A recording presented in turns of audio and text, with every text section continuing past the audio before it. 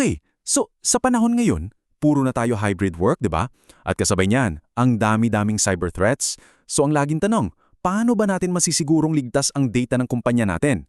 Well, sa session na to, titingnan natin kung paano binabago ng Zero Trust model sa loob ng Microsoft 365 ang buong laro ng cybersecurity. So, simulan na natin. Yung tanong, sapat pa ba yung firewall natin? Alam nyo ang mabilis na sagot dyan? Hindi na. Yung dating security model kasi, yung akala natin safe tayo basta nasa loob ng network ng office, well, hindi na yan gumagana sa hybrid work setup. Kasi ngayon, di ba, pwede tayong magtrabaho kahit saan. Sa bahay, sa paborito nating coffee shop, gamit pa natin minsan yung personal laptop natin. Kaya, kailangan natin ng mas matalino, mas modernong approach sa security. So ano ba talaga yung pinagkaiba? Sa kaliwa, yan yung traditional na castle and moat approach. Isipin nyo parang isang kastilyo. Kapag nakapasok ka na sa pader, sa moat, boom, trusted ka na. Lahat ng nasa loob, good to go. Kaso, paano kung may nakapasok na kalaban, di ba? Sa kabilang banda naman, yung zero trust. Simple lang ang mantra nito, never trust, always verify. Ibig sabihin, wala tayong pinagkakatiwalaan by default kahit nasa loob ka pa ng office network. Bawat isang user, bawat device, bawat app, kailangang laging magpakilala at mag-verify. Ito yung mindset shift na sobrang crucial ngayon. Okay, so nagets na natin yung what. Ngayon, paano naman yung how? Paano ba to gumagana in practice? Mahalagang tandaan ha, ang Zero Trust hindi to isang box na bibilhin mo lang. Isa itong buong strategy, isang mindset, at may 3 core principles or pillars ito na kailangan nating maintindihan. So yung unang pillar, verify explicitly. Simple lang to.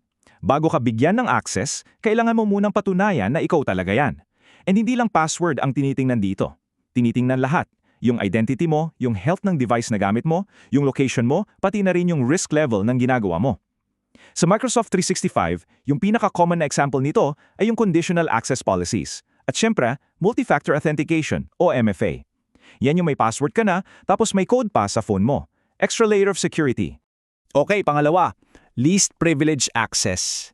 Isipin nyo to, kung kailangan mo lang ng susi sa front door, bibigyan ba kita ng susi sa buong bahay, pati sa kwarto at sa safe? Siyempre hindi, di ba? Ganon din dito. Binibigay lang natin sa user yung saktong-saktong access na kailangan niya para sa trabaho niya. Walang sobra. Bakit? Kasi kung ma-hack man yung account niya, limitado lang yung damage na pwedeng gawin ng attacker. At dito pumapasok yung mga tools tulad ng Role-Based Access Control or RBAC at Privileged Identity Management or PIM.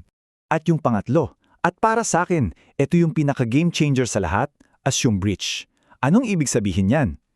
Isipin mo na lang na may nakapasok ng kalaban sa network mo. Ngayon na, medyo scary di ba? Pero this mindset forces us to shift our focus. Hindi na lang tayo puro prevention, ang goal na natin ay ma-minimize yung impact at mabilis na makatugon. So kailangan natin ng segmentation, non-stop monitoring at super bilis na response plan. Diyan naman nag-shine yung mga tools tulad ng Microsoft Defender for Endpoint at Microsoft Sentinel. Okay, so principles, check. Malinaw na yung why. Ngayon, let's get practical. Pag-usapan natin yung how. Step by step. Ito na yung playbook natin para i-implement ang Zero Trust.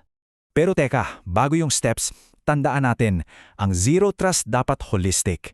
Sinasakop nito ang 6 na fundamental pillars. Una, yung identities, sino yung users. Pangalawa, yung endpoints, ano yung device na gamit nila. Pangatlo, yung applications na ina-access. Pang-apat, yung mismong data. Panglima, yung infrastructure. At panghuli, yung network. Kailangan, lahat yan may zero trust policies.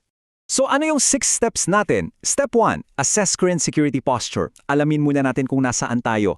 Diyan papasok yung secure score, para siyang report card. Step 2, enable identity protection. Ito yung pag-implement ng conditional access at MFA. Super basic, super important. Step 3, enforce endpoint compliance. Kailangan lahat ng devices, laptop, phone ay compliant at secure. Diyan namang magaling si Intune. Step 4, classify and protect data.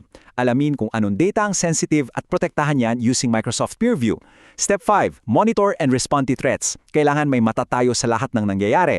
Yan ang trabaho ng Microsoft Sentinel. At syempre, Step 6, educate users. Yung mga tao natin ang first line of defense, so kailangan silang i-train. For example, using attack simulation training. Alright, so may strategy na tayo, may step-by-step plan na rin. Ngayon, Ano namang mga tools or sandata ang gagamitin natin?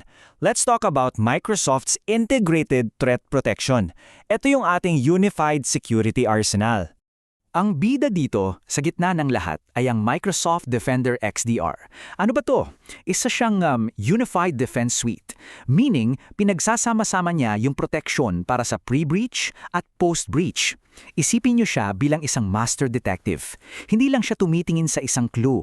Kinokonekta niya yung mga dots mula sa emails, sa endpoints, sa identities, lahat-lahat, para makita yung buong picture ng isang atake. So sa ilalim ng XDR, may dream team tayo. Kilalanin natin sila. Una, si Defender for Office 365. Siya yung bodyguard ng email at Teams nyo laban sa phishing at malware.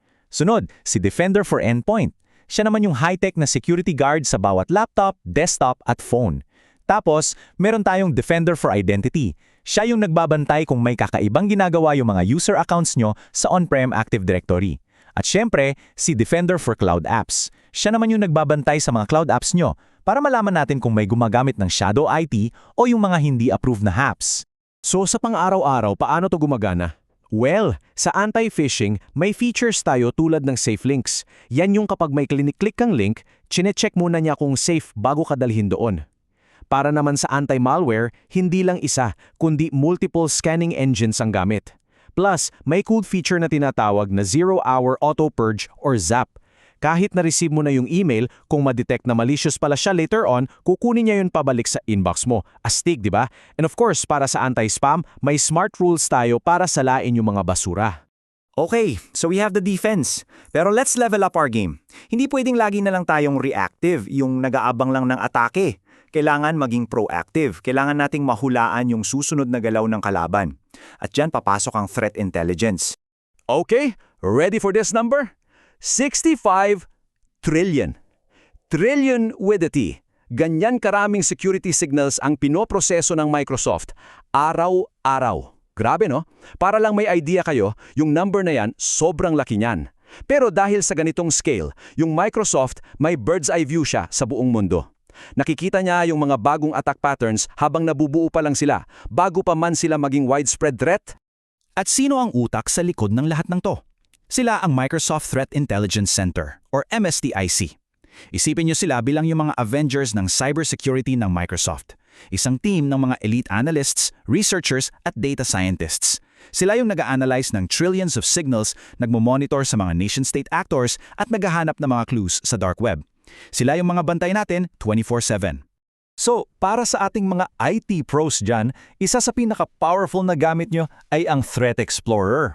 Imagine this, may user na nag-report ng isang suspicious email. Imbes na mag-panic, buksan mo lang ang Threat Explorer. In just a few clicks, makikita mo, sino-sino pa ba ang nakatanggap ng email na to? May nag-click na ba ng link? At ang pinakamaganda, pwede mong i-delete yung lahat ng copies ng email na yon mula sa lahat ng inboxes in one go.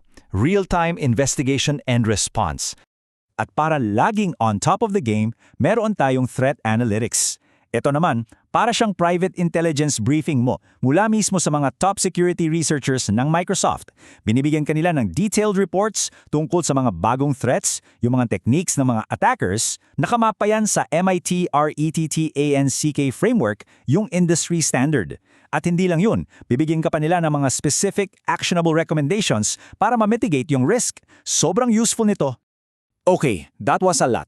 So i-recap natin. Pinag-usapan natin yung concept, yung steps at yung tools. Paano ba to lahat nagtatrabaho together para mabigyan tayo ng isang matatag at modernong security posture? So ano yung key takeaways natin? 3 lang. Una, ang Zero Trust ay isang mindset, verify explicitly, use least privilege and assume breach. Ulitin nyo yan. Pangalawa, isinama na ng Microsoft 365 ang Zero Trust sa DNA niya gamit yung mga tools like Conditional Access at Microsoft Defender. At pangatlo, yung Massive Threat Intelligence ng Microsoft, yun yung nagbibigay sa atin ng power para maging proactive, para maunahan natin yung mga kalaban. So ngayon, ang tanong ko para sa inyo, ngayong may playbook na kayo, ngayong alam nyo na yung mga konsepto, ano ang pinakaunang step na gagawin nyo para simulan ang inyong Zero Trust journey? Think about it. Follow DX Labs for more.